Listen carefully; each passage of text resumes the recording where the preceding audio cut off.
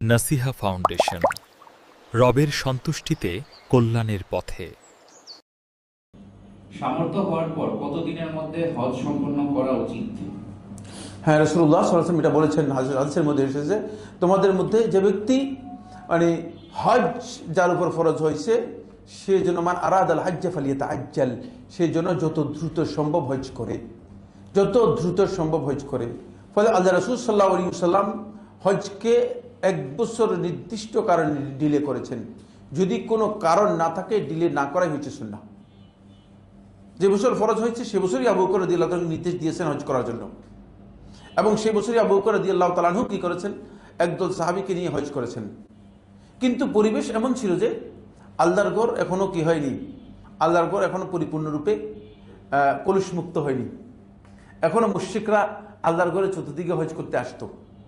Arafat, Muzdalifah এবং মিনার এই জায়গাগুলোতে মুশরিকরা থাকতো, মুশরিকরা আসতো। তো মুশরিকদেরকে যাতে করে হজের ব্যাপারে ক্লিয়ার কনসেপ্ট করে দেওয়া হয়, ক্লিয়ার করে দেওয়া হয়, এই জন্য রাসূলুল্লাহ সাল্লাল্লাহু আলাইহি ওয়াসাল্লাম এই জায়গাগুলো পরিচ্ছন্ন করার জন্য আবু বকর রাদিয়াল্লাহু তাআলা পাঠালেন যে যাও, আল্লাহর পক্ষ থেকে নতুন ঘোষণা আসছে, সেই ঘোষণা আসছে মুশরিকদেরকে জানিয়ে দাও, ইন্নামাল মুশরিকুনা নাজাস ফালা ইয়াকরাবুল মাসজিদাল হারাম বা'দা আমি হাদা, যে মুশরিকরা হচ্ছে অপবিত্র, তারা এই বছরের পরে যেন আর মসজিদে হারামে প্রবেশ না করে, এবং হজ তাদের জন্য আর বৈধ রাখলাম না। তারা হজ করত, তাদের হজটাকে রাসূলুল্লাহ সাল্লাল্লাহু আলাইহি ওয়াসাল্লাম কি করে দিলেন, সম্পূর্ণরূপে বাতিল করে দিলেন। এবং এর মাধ্যমে পরবর্তী বছর রাসূলুল্লাহ সাল্লাল্লাহু আলাইহি ওয়াসাল্লাম পরিপূর্ণরূপে হজের বিধান পালন করলেন। এখান থেকে বোঝা যায় যে হজ ফরজ হলে ডিলে করার কোনো সুযোগ নেই। কারণ হলো তালখিসুল হাবীরের মধ্যে হাফিজ ইবনে হাজার রাহিমাহুল্লাহ তাআলা একটা নস উল্লেখ করেছেন, ওমর ইবনে খাত্তাব থেকে মাসুর হয়েছে, কেউ কেউ এটাকে মরফু বর্ণনা করেছেন, মরফু বর্ণনা শুদ্ধ নয়, মওকুফ বর্ণনা সহিহ, এবং এটাকে হাসান বলেছেন ইবনে হাজার রাহমাতুল্লাহ আলাইহি, মওকুফটাকে হাসান বলেছেন ইবনে হাজার রাহমাতুল্লাহ আলাইহি তালখিসুল হাবীরের মধ্যে।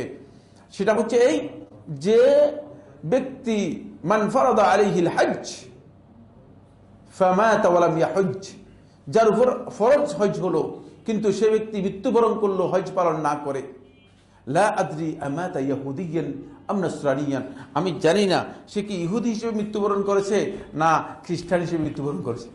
সুতরাং আমাদের প্রত্যেকের তো 20-30 বছর বাঁচার গ্যারান্টি আছে, ঠিক না? আছে না? আগামীকাল গ্যারান্টি নেই। আমি যে টাকা পয়সা কালেকশন করতেছি, এগুলো সব জমা করতেছি বলুন না, এই মোবিলাইজ করতেছেন, এই যে কোটি কোটি টাকা ব্যালেন্স করতেছেন, কি জন্য করতেছেন সেটা আপনি জানেন, কিন্তু সময়টা আপনারও জানা নেই, আমারও জানা নেই, কারো জানা নেই। সুতরাং এই কারণেই যথাসম্ভব চেষ্টা করবে হজ ফরজ হলেই সেটা আদায় করে দেয়া, আর তাখির করা জুমহুর আহলে ইলমের মতে জায়েজ নেই। শুধুমাত্র আলেমদের 2 জন আলেম বলছেন যে রাসূল সাল্লাল্লাহু আলাইহি ওয়াসাল্লাম পরের বছর করেছেন, এই জন্য বৈধ তাখির করা। কিন্তু এটা আমি বলে দিয়েছি রাসূলুল্লাহ সাল্লাল্লাহু আলাইহি ওয়াসাল্লাম কেন ডিলে করেছেন, এর কারণ স্পষ্ট। পরবর্তী প্রশ্ন, আরাফার ময়দানে হজের ইমামের সাথে মসজিদে নামিরাতে সালাত আদায়ের সুযোগ না হলে তাঁবুতে সালাত আদায়ের বিধান জানতে চাই। যদি কেউ আরাফার ময়দানে সালাত আদায় করতে না পারেন, তাঁবুতে তিনি সালাত আদায় করবেন। সেক্ষেত্রে জোহর এবং আসর একসাথে আদায় করবেন, জমা করবেন, কসর করবেন, এটাই হচ্ছে বিধান। এটা আব্দুল্লাহ ইবনে ওমর রাদিয়াল্লাহু থেকে বর্ণিত সহিহ সনদে সাব্যস্ত হয়েছে এবং সাহাবায়ে কেরামদের আমল সাব্যস্ত হয়েছে। আব্দুল্লাহ ইবনে মাসউদ রাদিয়াল্লাহু তাআলা আনহু এটাকেই আল্লাহ রাসূল সাল্লাল্লাহু আলাইহি ওয়াসাল্লাম সুন্নাহ হিসেবে উল্লেখ করেছেন। সুতরাং এটাই হচ্ছে সুন্নাহ। সুন্নাহর বাইরে এখানে ইখতিলাফ করার কোনো সুযোগ নেই, কোনো প্রয়োজন নেই। রাসূল সাল্লাল্লাহু আলাইহি ওয়াসাল্লামের সুন্নাহ যেটা, সেটাই হচ্ছে মামুল বিহি, সেটাই আমলযোগ্য। সুতরাং আল্লাহ রাসূল সাল্লাল্লাহু আলাইহি ওয়াসাল্লাম আরাফার ময়দানে যারা উপস্থিত হবে তাদের জন্য রাসূলুল্লাহ সাল্লাল্লাহু আলাইহি ওয়াসাল্লাম যোহর এবং আসরের সালাতকে জমা করতে নির্দেশ দিয়েছেন, এবং তিনি নিজেও জমা করেছেন এবং কসর করেছেন। এটাই সাহাবীদের আমল, এটাই প্রমাণিত আমল। আব্দুল্লাহ ইবনে ওমর রাদিয়াল্লাহু তাআলা আনহু একেবারে মৃত্যু পর্যন্ত এই আমল করেছেন মর্মে শেখুল ইসলাম ইবনে কাইয়িম রাহমাতুল্লাহ উল্লেখ করেছেন। এটাই হচ্ছে সুন্নাহ। সুতরাং এখানে মন গড়া আমল করার কোনো সুযোগ নেই।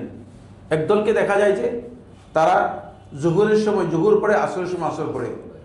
আর দলকে দেখা যায় যে তারা পরিপূর্ণ কসর না করে ইতমাম করে পরিপূর্ণ সালাত আদায় করে থাকে। দুইটাই গলত আমল, দুইটাই গলত আমল। এবং তারা মনে করেন যে মসজিদে নামেরায় সালাত আদায় করলে তাহলে তিনি জমা করবেন এবং কসর করবেন, আর যদি আরাফার ময়দানে হয় জমাও করবেন না, কসর করবেন না। প্রশ্ন হচ্ছে রাসূলুল্লাহ সাল্লাল্লাহু আলাইহি ওয়াসাল্লাম মসজিদে নামেরার জন্য একটা হুকুম দিয়েছেন আর আরাফার ময়দানের জন্য আরেকটা হুকুম দিয়েছেন, এর জন্য আলাদা কোনো হাদিস আছে কিনা? ওই যেই হাদিস দিয়ে মসজিদে নামেরার কসরের কথা রয়েছে সেই হাদিসের মাধ্যমেই আরাফার ময়দানের হুকুম সাব্যস্ত হয়েছে, আলাদা কোনো হাদিস নেই। সুতরাং একটা হাদিস থেকে দুই ধরনের বক্তব্য গ্রহণ করাটা, এটাকে ইজতিহাদ বললে আমি বলবো এটা গলত। আপনি বুঝতেই পারেননি, আপনার বুঝের মধ্যে ভুল হয়েছে, এটা বুঝের মধ্যে ভুল হয়েছে। সুতরাং এটা এই ধরনের বুঝ যারা গ্রহণ করে থাকেন তাদের ভুল বুঝ রয়েছে এবং আমলের দিক থেকে সুন্নাহর আমল তারা বুঝতে পারেননি। জি। নাসিহা ফাউন্ডেশন, রবের সন্তুষ্টিতে কল্যাণের পথে।